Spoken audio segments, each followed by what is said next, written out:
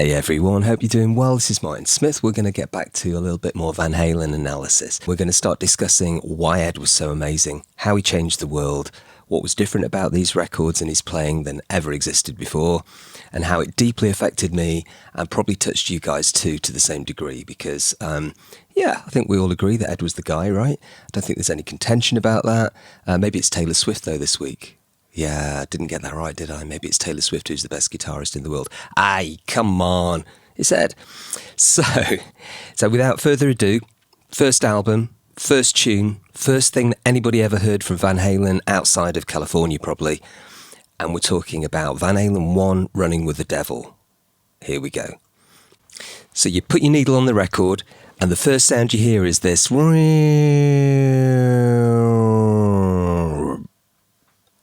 What the hell? Sounds like a horn section. Kind of is. So it was the car horns from an Opel, an Audi maybe, Volvo, Mercedes. I think various cars have been mentioned, but it's probably Mercedes, Opel and Volvo. And there are three sounds in that horn descent that we can discern. And amazingly, they're tuned to an E dominant seventh chord. So we've got an E, a G sharp and a D. And they just create the perfect fanfare, the perfect horn blast. And you hear it and you go, okay, that's a musical sound. And then it starts to descend into the depths of hell. And when it does so, it's doing it in that kind of tape regeneration-y style. It doesn't sound just like the tone is going down. It sounds like the thing is kind of growing and growling as it goes down. So that's just revolutionary. Now, this sound wasn't made for the album, even though one of the engineers on the record said, they sent us around looking for car horns in auto parts shops. It's like not true.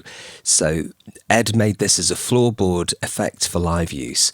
And you can hear it if you search out their, I believe it's the Troubadour or Whiskey show, Christmas 1977, I want to say. I think that's when it was. And you can hear somebody stepping on the foot switch to the car horns, to make some noise during the live show, giving it a stutter effect from a foot switch. So this was definitely part of their show.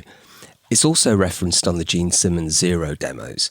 If you have a listen to those demos, you'll hear there's a break in House of Pain, I want to say, or whatever House of Pain used to be called before it was called House of Pain. And you can hear that the car horns in a little 2-bar stop in the middle of that song. So these were something that Van Halen were using quite a lot, especially with that descent. So it wasn't something that Ted invented or Don invented. It was something that they were doing. And what an original sound. How creative is that? I mean, I've been in bands and I know you come up with kooky ideas and, what if we do UV lights on the backdrop and what if we, paint our cabs this way, or what if we stack the amps here and what if we come onto this sort of intro tape. But to make your own noisemaker using car horns and they just happen to be in tune and then you run it through some sort of tape and then you slow it down and that's the start of your album. It just says, this is custom built. This is not something that we've just rolled out from, the factory. This is something we meticulously hand-stitched. And that's the first sound on Running with the Devil. Something you never heard before, sounds incredible. Descends down into the bass. And when that bass does the gong, gong, gong, gong, the tempo is key. So that tempo is Johnny Big Ball's tempo. If you try and walk at that tempo, you start putting your fists up and you start giving it the shoulder roll and the whole lot. And you are Mr. Cool. You're sort of leaning back a little bit. Down, down, down, down. And it settles you in. So it's very slow, very functional, very meaty, very brutal, shall we say. So what's going to happen over the top of this? It's like a pedal tone. It's not changing note. That's interesting. And then Ed comes in. Right, the first thing you hear from Ed, pring, that piano-like strike of the pick behind the bridge. It's on his Explorer, this one, Destroyer I should say, and it's behind the bridge piece in the tailpiece. So if you strike the strings from treble to bass there, you get that amazing piano-like chink. And that's another sound that we haven't heard on record too much, maybe a bit. But it certainly sounded really clean and really clear and very, very cool. Like, something's going to happen here, boy. Okay. He plays his first chord, right? And from the moment you hear the guitar sound on the first chord, you're like, hang on, that's not just rock guitar. What's going on extra to this? It sustains longer than anybody else's chords. It's more in tune than anybody else's chords. It's brash, and yet it doesn't hurt your ears like other rock guitar players do. What the hell? Dun, dun. First two chords making sense. Da, da, you expect minor? Da, da, da, da. No, resolves to major. One of my other videos details how he does this. This is called the tierce de Picardy, and it's when you have a minor chord progression, but you get to the root chord and you decide to change the minor third to a major third. And it gives this unusual sweetening to the end, like we're on a minor journey and suddenly we've got happy at the end. It's a very, uncommonly used chord progression, except for Van Halen, where they used it quite a few times, especially in the early days. Oh my God. Custom-made sound, Johnny Big Balls tempo. In the first 2 or 3 seconds of the guitar coming in, we've heard tuning like we've never heard it, sweetened so that the major third isn't rubbing against the other notes through distortion. A distortion that lasts longer, that never ends. Da, da. It's as loud at the end of its chord as it is at the beginning. That's not usual. That's very unusual. So it's a new sound. Also, in rock guitar terms, there's a frequency which kind of spikes a lot in a distorted guitar. It's often around 1 to 3 kilohertz. It's where the ear is most sensitive. Now, the female ear, this isn't some weird theory that I've got, this is just like science. The female ear is more tuned to be sensitive to the 1 to 3K area. It's to do with primal, Darwinism and stuff. Basically, the female ear has to hear the baby cry. And so it's more sensitive to the frequency range where babies cry.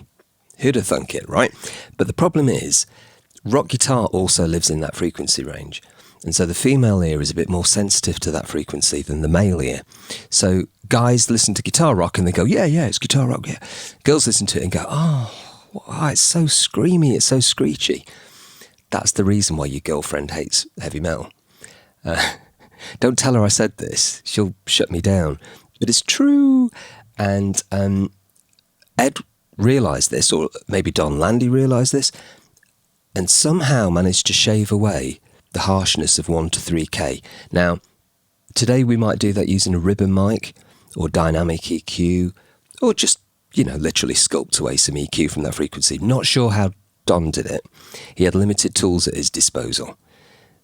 These were the days before dynamic EQs were in his rack. These are the days before Roy ribbons were commonplace. People thought the ribbon mic was just an RCA mic for the Grand Ole Opry or country music or something. And he was into the harder dynamic mic sound.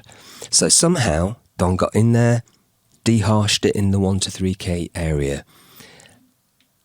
and also managed to reclaim a bit of that upper frequency magic, the air, the sort of buzz that gives it life.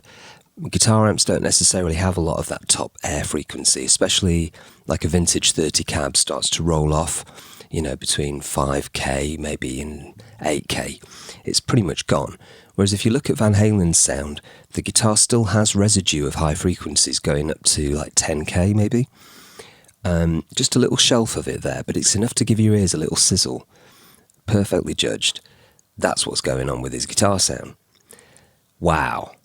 Have we got enough already? Nah. We're going to have Dave start. And when Dave starts to sing his verse, Ed turns down and his guitar cleans up beautifully. Like, he still digs in for the gad, gang, and that growls, but his volume is down. And when he goes, dun, dun, dun, dun, dun, dun, those chords sound really clean and really intimate. It's like you've just gone into a little room with him and gone on then, play me your stuff, and he's just doing it quiet. And it draws you in. Dave's telling his story about how he lives life, and how he's approaching all this this modern world in 77. And that's fascinating. But when we get back to the chorus, everything's just flying. The sounds are just sustaining forever. Dave's like giving it all the wah, all that shit. Mike's still pounding away, and Al's just sounding phenomenal. And really, you couldn't be more up than when you hear that first chorus in Running with the Devil. Like, that just makes you filled with life, filled with the buzz of what music can do for you. You know, I think it can charge me up even on the worst days, listening to Van Halen. It's just the best. So that's how we get to the chorus. Second verse, yeah, we're still in the vibe. And yet we get to the solo. And he's doing this melody solo, which is beautiful. And Dave will take credit for this, no doubt. Dave will say he sang it to Ed. He possibly did. What's interesting is, in my mind, it should go da-da-da-da-da-da-da-da. And Ed never did that. He just went da-da-da-da-da-da-da-da. He just did it on a simple chord. Very unusual, but very Ed. So Ed would often take a very simple finger shape and make it sound like he's doing some magic, like some extra notes that you've never heard before. And what he was actually doing was just letting his fingers dictate the sort of notes that he'd play, rather than looking for other notes. Then other times, Ed would find other notes that you never thought were available by really reaching out, doing bends on strings lower than the one you want, and bending it higher than the note that he thought he'd get. I mean, his ability to pick sounds, styles, techniques, it was kind of limitless. And in this respect, you know, his restraint on that solo is very unusual. Now, at the end of the solo, we get this really weird whistle. That was Dave. He took a Swanee whistle into the session, and he was trying to use it everywhere. Very Dave, Swanee whistle. But he finally got to use it on the end of the solo in Running with the Devil. So let's talk about the tuning.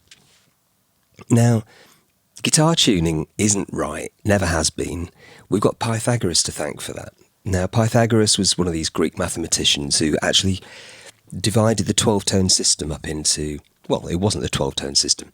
Basically, between a note, and its octave, you've got like an array of possibilities within those two notes.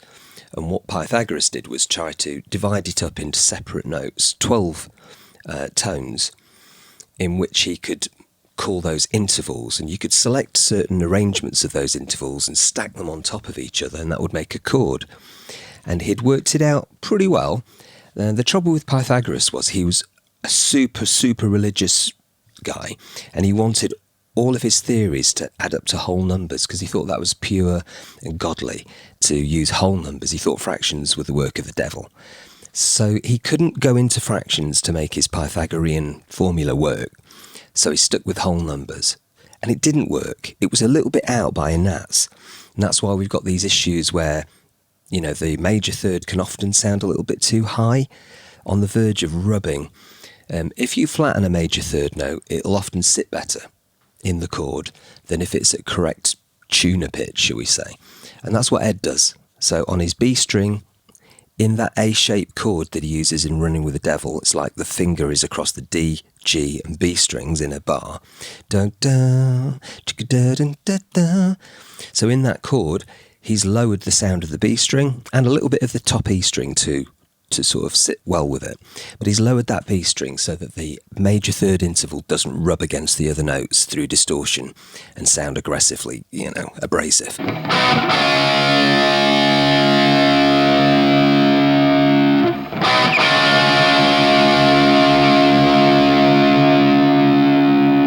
So that's his trick, really. I mean, who else did this? Classical guitarists did it. Segovia probably did it. Julia Bream probably did it. James Taylor did this. He's famous for his sweetened tunings. But in the rock world, nobody did it. Now, when I started learning guitar, I was probably about 9 or 10, and I started listening to rock music. The first thing I noticed was there was an inability to use full chords. Power chords were often the thing, and they were often used in very brutal ways. They weren't sweetening the tunings of these chords, and they weren't making them sound more musical. They were happy to use them in a very brutal block form to make a heavy metal sound. And Ed was a different beast. He was informed by, you know, all of the music he'd listened to, the classical, the funky stuff, the R&B that he liked, you know, the classic rock that he liked. He loved progressive rock, and he loved a little bit of jazz as well. So he'd got all these more informed musical sounds to draw upon, and that's what he was doing. So he sweetened the tuning, and then that sound is so palatable to the ear, combined with the little dip between 1 and 3K, stops it being abrasive, combined with the use of a plexi Marshall, which is again less abrasive, more sort of, I don't know, it's just a more comforting sound, believe it or not, than like a JCM or one of the later 70s Marshalls. It all just seemed to ooze. And that's one of the things I think of when I hear Ed. I think of the ooze. Like there's sort of a slooshy mouthwash sound. It's not teethy. It's not got loads of nose. It's not a beaky sound like eh. It's more slooshy. And it leaves you room to get in there and sort of live in the sound, you know, with your ears. So you add all those things together. You've got the tone, the tuning, the tempo, the attitude, the originality. You've got something with it that within seconds of turning it on, your world's changed and you're in. And that's where I found Van Halen. I was in from the moment I heard it. It was just, yeah. Everything was a solid yeah. There was no nose on it. And that's production. You know, when you hear something that you cannot find fault with and everything in it gives you pleasure, that's the greatest production you've ever heard. It doesn't need to have whiz-bang sounds. It doesn't need to be multi-mic to within an inch of its life. It just needs to have nothing that's crap. And Van Halen 1 had nothing that was crap, everything that was stellar, everything that would change the face of rock music going forward for their whole career and for my whole life. So that's the magic of Running with the Devil, Van Halen 1. I hope you've enjoyed that. I did. I've downloaded a load of thoughts and feelings and probably missed out a million. So please let me know in the comments what you're thinking about all this, if you've got any other thoughts and recollections and feelings about Running with the Devil. And finally, please press the like button. It makes a big difference to me. If you've enjoyed this and want to see more, press the subscribe button. If you're really committed and you want to get in the Patreon community, that'd be amazing. It keeps this thing motoring. You know, I'm not a rich, independently wealthy musician. I'm just doing my best and trying to make this work. So, but I love talking about it. And I've enjoyed talking to you today. So thank you very much. Martin Smith signing off. Till the next one. Over and out.